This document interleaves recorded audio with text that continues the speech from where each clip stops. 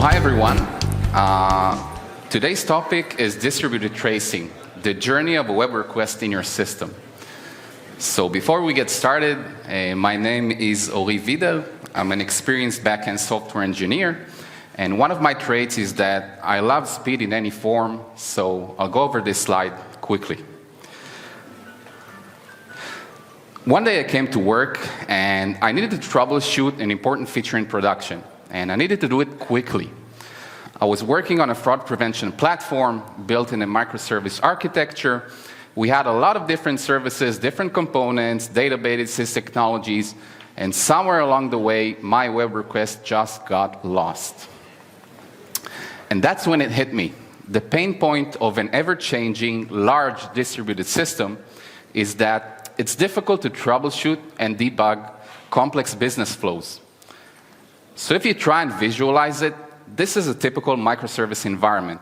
So here we can see that my request goes into the system here in purple, and I want it to arrive eventually at my service there in the upper right corner in green. But we had a lot of different components along the way. So we have some Java microservices, we have some Kafka topics, and a lot could go wrong. And if you try and think of the complexity of the system, is that we have here a lot of different microservices, and they are owned by different teams, right? And these services might be implemented in different programming languages, so that could add complexity as well. And because we're working in a microservice environment, changes are happening every day. So we have new features coming in. We have system design and service refactoring, which is actually a fact of life, because you might want to break down your services to smaller microservices. So this is what I would have wanted to have when I wanted to troubleshoot my issue, the journey of my request. So if you try and think about it, what do I need to solve my problem? So first of all, I need to be able to uniquely identify my request in all of the services participating in the journey. Next, I need to be able to describe the interaction my request creates with internal and external components. So for example, if I had a database query which failed, I want to be able to describe that, right? I need to have information about the services and their dependencies and the different system components which were all part of my journey. And because we have different microservices and different technologies, I want to be able to bring all of the log entries from all of those services under one request. And one important thing is that I need a way to prioritize different issues I encounter, because I could potentially have not just one issue in my request, but 5. And this is where distributed tracing really shines. So what's distributed tracing? So it's a way to describe all the different operations in a microservice-based environment which were part of my request journey. So let's take a look at some terminology in the distributed tracing world. So the most important one is a span. And a span represents a unit of work or an operation. So a span could be my service sending out an SQL query to a database, or it could be an HTTP call to another service, or sending out a message to a message broker. Those are all spans. And because we have all those different spans as part of my request journey, I want to be able to link them together, to bind them all under one request.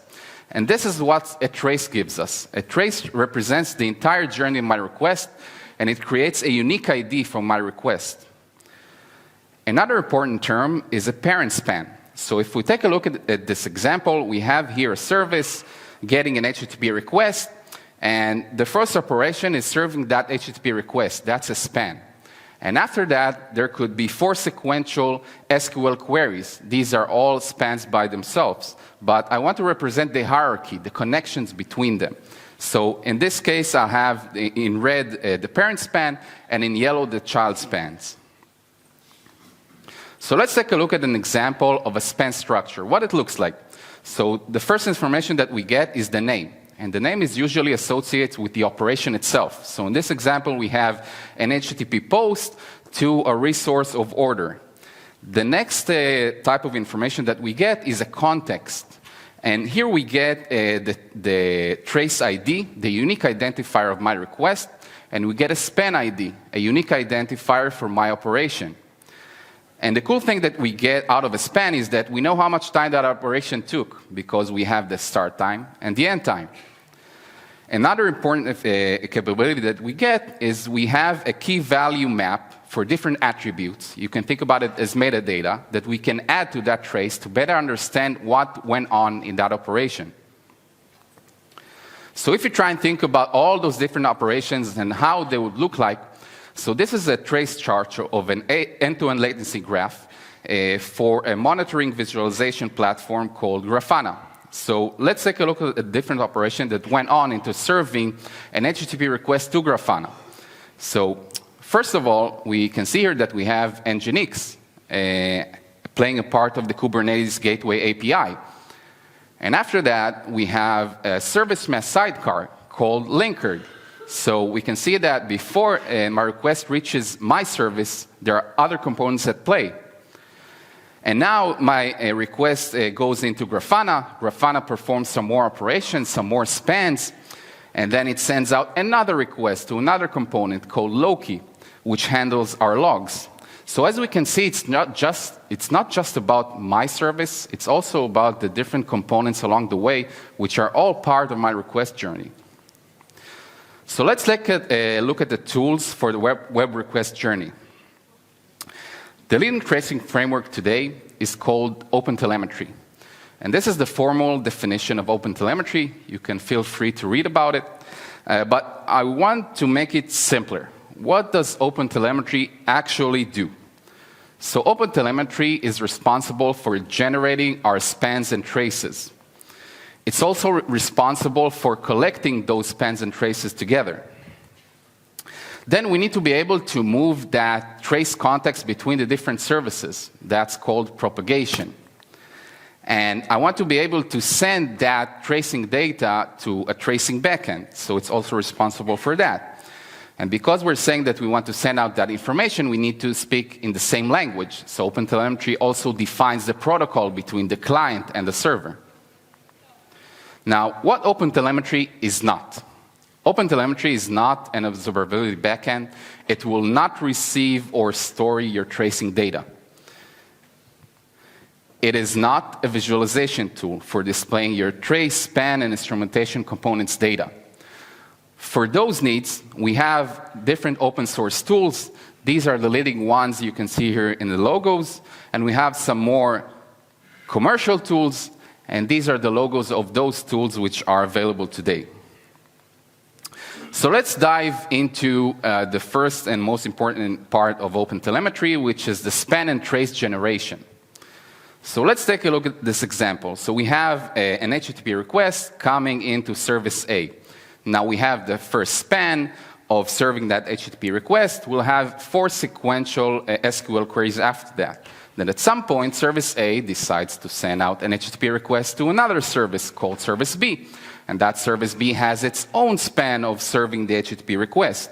And after that, we'll perform 2 commands to Redis and 2 SQL queries. So as you can see, there are a lot of different operations, and OpenTelemetry will be in charge of creating those spans. Now, we want to bring all these operations together under one trace, and this is also under the responsibility of OpenTelemetry. So this process that I described now is called instrumentation. Now, there are 2 types of instrumentation which are available to us. One is a code-based solution. This means that I will need to add to my code base the different code snippets for creating the trace and creating the spans and also ending them. And then there's another approach called the zero-code solution. This means that I just need to add some configuration, bring in the instrumentation library from OpenTelemetry, and it will integrate itself into the libraries that you all know and love. So you will automatically get request and response traces and spans. You will get databases calls, message queue calls, and so forth, just by adding some configuration and the OpenTelemetry instrumentation library. Now let's take a look at an example of what a code-based instrumentation looks like. So this is a REST API in charge of rolling a dice. So it gets two parameters, a player name and the number of times we want to roll a dice. Now, before we perform our business logic, we want to start creating our trace and our spans. Then we have our business logic running, and if for some reason our code throws an exception, we would like to record it as part of that span. And finally, after our operation concludes, then we'll end our span. Now let's take a look at an example of what a zero-code instrumentation looks like. So I took the previous example, and I removed all the concerns of creating the traces and the spans. And now there's only my business logic performing the roll dice logic. But because we said that OpenTelemetry can hook itself into different technologies, here in this example we have a servlet container. And a servlet container provides us with a capability called filter. And a filter gives us the option to run code before and after our business logic. So in this case, we can see that we have an HTTP request coming in. We have an OpenTelemetry filter which hooked itself into our servlet container, so it will start the trace and the span itself. And then my business logic will run, and after it concludes, it will end the span and record the exception, if any. So we only need to be concerned with our business logic and not about managing the spans and the traces. So I wanted to understand what is the support for the different libraries which OpenTelemetry supports today. So I went to their GitHub repository for the Java instrumentation library. And as you can see, there's a pretty long list of all the different frameworks and technologies and libraries which we all know and love, which OpenTelemetry integrates itself into to give you automatic trace and spans. So let's try and understand another important issue which OpenTelemetry handles, which is how do we move that tracing context between components. So in this example, we have a user sending a request to the gateway service. So we have a trace being created and a span. But it's all part of one request, right? And at some point, the gateway service sends a request to a customer service. So I want to move that trace information between them because I want to bind, to link all those operations together. So how do we do that? How do we move that information from one service to another? So this is where context propagation kicks in. This is the mechanism that moves the context between the different services and processes. It utilizes open source propagation distributions. Here you can see the most common ones and their logo here below.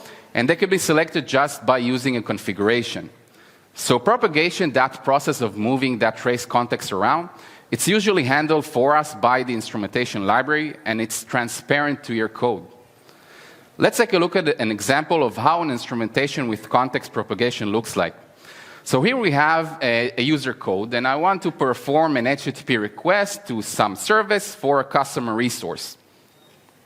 But before that HTTP request goes out, the trace instrumentation process kicks in. So here we're creating a span, we're adding some attributes about that specific operation, and we're adding trace headers to that HTTP request.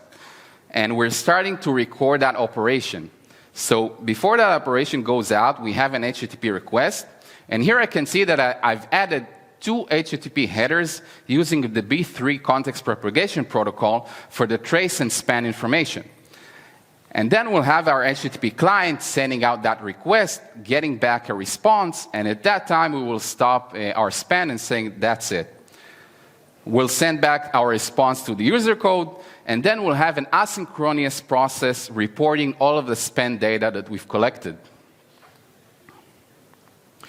So sometimes tracing data is not enough. We need to understand what was the business logic of serving that request. And there's a tool that we all know and love, which is called logs. And I want to be able to bring that log information and bind them together to my request. So if we take a look at this example, we have here a span entry, and we have the context. We have the trace ID and the span ID. And here we have a log entry saying that I received the request with some client information. So that's helpful. I don't have that in my span. And I want to bind them together. So that operation is also handled for us by OpenTelemetry, by inserting the instrumentation, by inserting the context into our log record. So here I can see that I have an enriched log entry with the trace ID and the span ID. And after that, I can go to my logging system and search for a specific trace, and I could get all of the different entries for my request. So the mechanism that's being used is for doing that binding is performed by OpenTelemetry together with logging libraries. And the way to save and get that information in that process is by utilizing a JVM capability called thread local variables. So how would a distributed tracing setup would look like in your system? So in a cluster setup, you either in staging or production, you'll have your different services starting to send that tracing data. But you wouldn't like to send it directly to your backend because there are some cross-cutting concerns which you might want to handle. For example, you might want to handle batch processing. Maybe you'd like to filter some of that data. Maybe you have some authentication concerns, security concerns. So you don't want to speak directly to your distributed tracing backend. For that, OpenTelemetry provides you with collectors, which are responsible for all those cross-cutting concerns. So the flow would look like you have a load balancer before the cluster of collectors. Then the load balancer will send out the information to the collector. It will do its job and eventually send out the tracing data to your selected distributed tracing backend. And you can interchange them very easily. So I wanted to show you a short demo using the Grafana stack. And in this demo, I want to do something that's quite unusual. I don't want to tell you anything about my environment, anything. The only thing that I'll tell you is that this is a fraud prevention system, and I want to send out a REST request to a gateway API for an analysis, and this is some information about my order, and I want to know eventually if the order is fraudulent or not. That's it. So let's start sending out those requests. Okay, so the first component that we'll use in the Grafana stack is called Tempo. Tempo is in charge of managing all your distributed tracing data and serving them back to Grafana. So let's start searching for our request. So let's run a query here. And here I can see that I get different requests, different traces. And this is the start time, the service that it got hit on, and the endpoint. Okay, so let's click on it. And I can see that I immediately get all of the different operations that went into performing that request.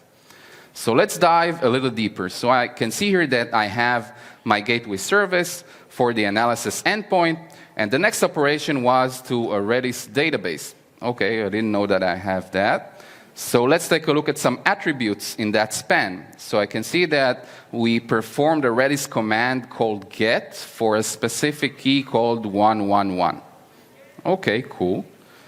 Then I can see that my gateway service sent out an HTTP request to another service called analysis for the order resource. And then that analysis service sent out another request to an Optimus service to a resource called transformed order. So I guess Optimus is in charge of transforming orders. And after it got back that response, I can see that the analysis service sent out a message to a fraud engine.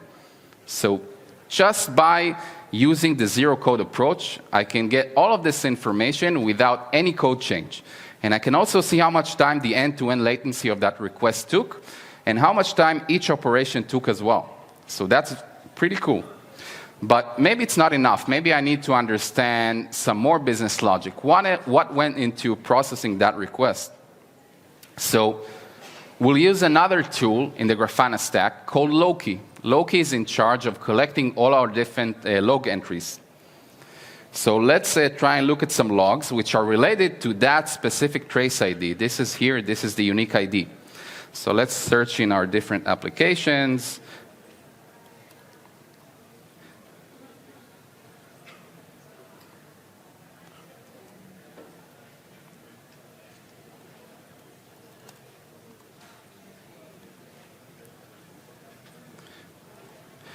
And let's search for all the logs in all the services for that trace ID.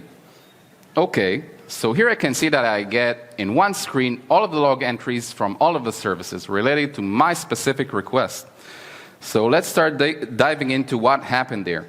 So here I can see that, okay, I didn't know that, there was an authentication request for session 111. So I guess that's connected to that span that we saw the Redis command for that specific key. Okay, and then I can see that I was successfully authenticated for that request, and that session belonged to a user called Ori. Okay, then the next entry is for the gateway for actually receiving the request. So I guess this happens even before the request hits the gateway service, that authentication process. And then the next entry that we have is for the analysis service saying that it received the request for analyzing the customer order. And at some point, I see here that I need to transform my customer order to some type of internal order. Okay. And the next entry will be of Optimus, stating that it received the request to transform the customer order. And here we can see the long entry for the analysis service saying that it got back the transform order. And the next log entry is for the fraud engine saying that it received that internal order and it starts processing it. So if you think about it, if we have all this information of all those different spans and traces and the connection between those services, maybe we can do something pretty cool.